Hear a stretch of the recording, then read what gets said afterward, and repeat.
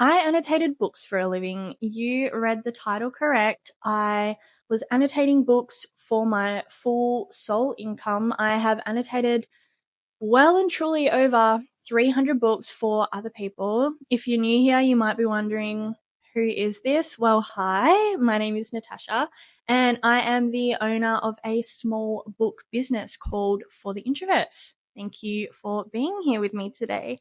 And if you are not new here, welcome back. Thank you again for allowing me to take up some time within your day. Today I'm going to be talking about how I annotate, why I annotate, how I was annotating for a living, everything you have either asked me, wanted to know, might be interested in, I'll be answering.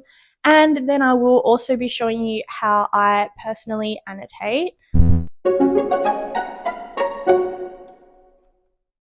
Throughout my journey of annotating books for people, I came to realize that there was a lot of reason people were ordering these. People, maybe like myself, didn't have a lot of friends or people in their lives that they could talk about these books to. So when they were reading through these books and they were seeing my notes and my feelings and my thoughts, it made them feel like they were literally reading it with somebody. Is somebody else thinking the same way I'm thinking when I'm reading this? Does somebody else think the same about this character whilst I'm reading this?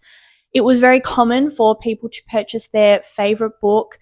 I remember in one order particularly that there was this lady who was in her 70s, maybe close to 80, and she had purchased her all-time favorite book, and she just wanted a copy where someone else had read it, and she felt like she was being understood for why she loved this book so much. Alongside all the very sweet reasons people were ordering these, I cannot express to you how much hate I would get when I posted videos annotating on TikTok. That app traumatizes me. It is a personal opinion at the end of the day.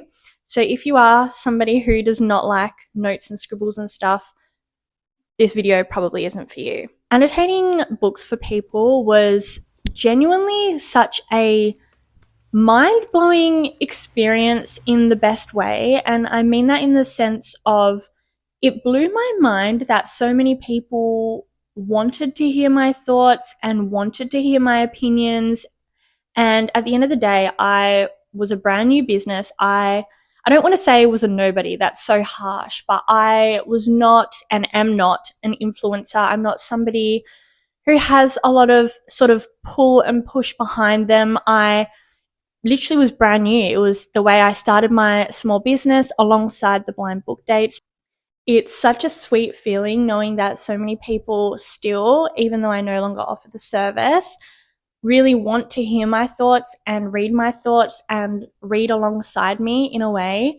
It was the hardest decision and the scariest decision for me to stop annotating my annotation services, and it honestly came down to my wrists. So as you can imagine, when you are writing nonstop and highlighting and holding books open every single day, and when I tell you, I would wake up with my boyfriend, he would go to work at 4 a.m. I would wake up at 4 a.m. I would make us both a glass of coffee, he would go to work, and then I would go to work myself, really. I would start annotating, and some days I would be annotating 12, 14-hour days. I am not exaggerating that number. I couldn't even explain how shocked I was when it started to gain traction, and eventually it did catch up with me. And still to this day, years later, I do have wrist issues from the repetitive writing, etc. I find it so sweet that people still do want that service from me and still do love the thought of reading a book alongside me with my thoughts and opinions. But sadly, that annotation service and that chapter has closed. A question I used to get asked quite a lot was, when a book comes through that I've already read and annotated, do I reread the book and make all my annotations again? And the answer to that is, say there was a book, Akatar, Normal People, Malibu Rising. Those are the three books that come straight to mind. Those books would be requested, I kid you not, 20 times within a month, 30 times within a month. They were so popular, and I have read all of those books a few times because at the start I was rereading and annotating, but then as the demand grew, I would read the book, make all my annotations obviously for the order, and then take a photo of every single page so that if that book came through again, I could copy all my notes. Most of the time I would add extra notes because as I'm rereading my notes to rewrite them, I would think of extra things and thoughts. I had to get more creative as time went on because I was already annotating for 12 minimum hours every single day. And I'm talking Monday through Sunday, Monday through Sunday. It was the busiest time of my life. And of course, I'm so, so grateful for that. So that was how I used to annotate so many books every single day. I am a very emotionally deep person. So when I was annotating, I would easily say 95% of the book. I would thoroughly break down all of my thoughts and what I was thinking and what I would do in that situation. And I will get into how I used to annotate, by the way, at the end of this book. But I just really wanted to explain that first half because I still do sometimes get questions from people asking about my annotated books. I absolutely loved and adored that chapter of For the Introverts, and I hope if you are somebody who purchased an annotated book from me that you absolutely loved and love it. So that is how the annotation business started. I am going to now slip into what you need to annotate and how I personally annotate. So to start off, you need your annotation kit. You'll need some tabs, any that you like. I personally prefer, and I do have them on the website, the ones with the ruler because you can underline a lot straighter and it just looks neater. Plus also you get more tabs with those. So you can choose what color you like and what works for you. But personally, I like the annotation tabs with the built-in ruler. You'll need a pen that does not bleed. It can be any color you like. I personally preferred black, but completely up to you.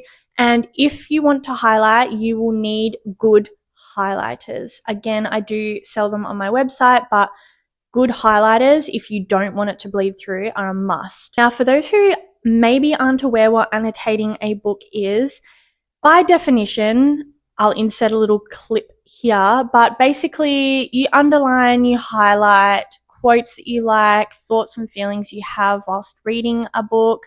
You might have a few breakdowns of a certain character that you want to jot in there. Annotation, again, as I mentioned, is a personal thing. Everybody, I feel like, would annotate slightly different. It'll depend what type of book you are annotating and also what type of annotator you are.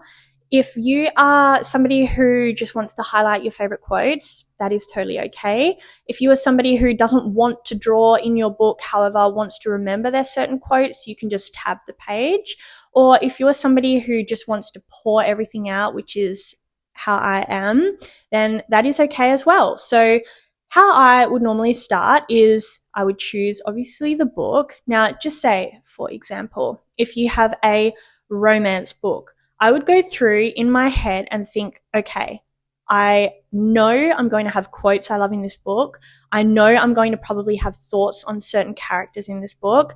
You might want to remember some of your emotions that you felt throughout this book. You might want to remember some of the spicy scenes in this book. It is purely up to you, but I would choose, before I go in, a few sort of aspects that I definitely want to capture, and I would choose a color for all of those. Now, that's not to say that if you're reading and you discover there's something else that you want to highlight or remember or be able to easily flick back to, you can always add to your index. So on the first page, you can just pop a tab there and write next to it what each color represents. Then as you're reading, just say you come across a romantic quote that you want to remember. You go to your index, you see what color tab that represents. You tab it on that quote, you underline it. You can add little hearts if you want, little drawings. You can add extra thoughts. Maybe, wow, that's so dreamy, or as if, maybe if you're not in favor of the character saying that, and you can just go through like that. So as you're reading, you think, oh, I want to remember that. You see what color tab, you stick the tab next to it, you add your extra thoughts if you want, you can underline it. Now the highlighting comes in And again, personal opinion. You can make this as complicated or not complicated as you like. You can match the highlighters to your colored tabs if you like, or you can just choose one color that is just only for your highlighting. It's completely up to you. The way I used to do it personally, because I didn't want it to be so crazy in terms of highlights here, underline there, writing all there, symbols here, I would only highlight the quotes that I was absolutely obsessed with and refuse to let go. It's one of those quotes that I want to stand out when I'm just flicking through the pages, then I would highlight it as well. I personally would only choose one color highlighter per book. The reason for that is because I didn't highlight enough to warrant a highlighter per tab color as well, if that makes sense. Again, it is completely up to you and your personal preference. I also do think the more you annotate and the more you grow comfortable with scribbling in books and just letting go with it, you'll find what works for you. And it might also change. Some books you might not have as much to think or remember or to annotate, and other books you might just be so taken back with it that you just want to remember every little lasting moment. And to that, I totally get that. So I think the more you do it, the more you grow comfortable with it, and the more you kind of find your groove with it, you'll see what works for you. I do hope that this has been helpful. I used to get so many questions about annotating. Just want to kind of finish this video off by saying, if you are lucky enough to have book friends who also are wanting to get into annotating, or maybe they annotate, maybe sit with them or ask them to show you how they do it. Again, this was just how I do it. And whilst it's the same concept, everyone does do it different.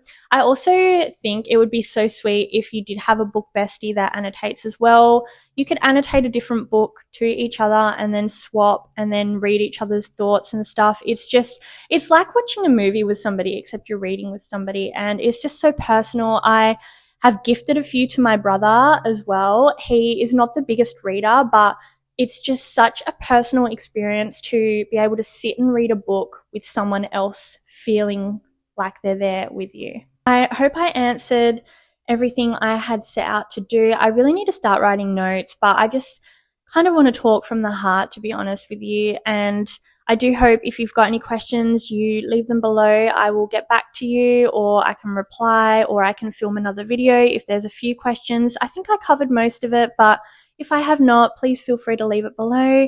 Don't forget to follow the book account if you have not already. I post lots of bookish stuff there on Instagram. I'm definitely team Instagram. And yeah, like, subscribe, and hopefully I will see you next week. Again, thank you for being here. Thank you for taking some time to listen to me yap on about this. And if you're going to give annotating a book a go, good luck. You got this. Don't be scared. Once you make that first scribble, I promise you it is liberating almost. So I hope you have a great time doing that, and I hope my tips were helpful. Bye.